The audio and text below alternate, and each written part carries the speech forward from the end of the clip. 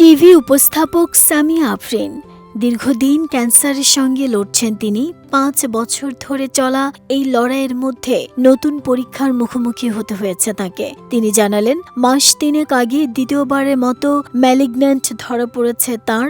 আক্রান্ত হয়েছেন ওভারিয়ান ক্যান্সারে। 23 অগস্ট রাতে সোশ্যাল মিডিয়ায় দেয়া এক পোস্টে নিজের বর্তমান চিকিৎসা, শারীরিক অবস্থা নিয়ে আবেগঘন পোস্ট দিয়েছেন সামিয়া। বলেন, 3 মাস আগে পরীক্ষার পর তাঁর শরীরে দ্বিতীয় ম্যালিগন্যান্ট শনাক্ত হলে দ্রুত অস্ত্রোপচার করতে হয়। পরে চিকিৎসকরা জানান এটি হাই গ্রেড কার্সিনোমা, যাকে বলে ওভারিয়ান ক্যান্সার। ফলে বর্তমানে তাকে কেমোথেরাপির মধ্যে দিয়ে যেতে হচ্ছে। সামিয়া জানান, গত 5 বছর ধরে ক্যান্সারের সাথে লড়াই করছেন তিনি।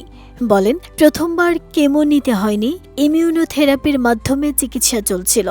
এবারের অভিজ্ঞতা তাই আমার কাছে একটু অন্যরকম।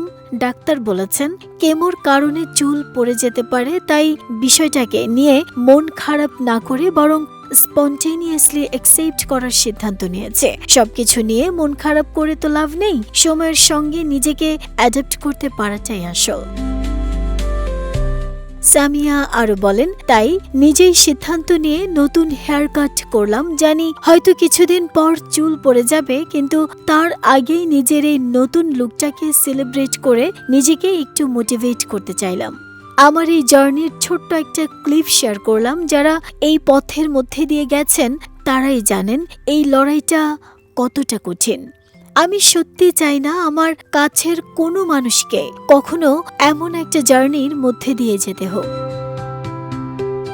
কঠিন এই সময়ে সবার ভালোবাসা ও দোয়া চেয়ে সামিয়া বলেন, সবাই আমার জন্য দোয়া করবেন, আল্লাহ যেন সবকিছু সহজ করে দেন। আগের বারের মতো এবারও যেন আমার শক্তিটা ধরে রাখতে পারি এবং খুব শিগগিরই আমি যেন স্বাভাবিক জীবনযাত্রায় ফিরে যেতে পারি, দোয়ায় রাখবেন। নাহিদা স্মৃতি, দেশ রূপান্তর।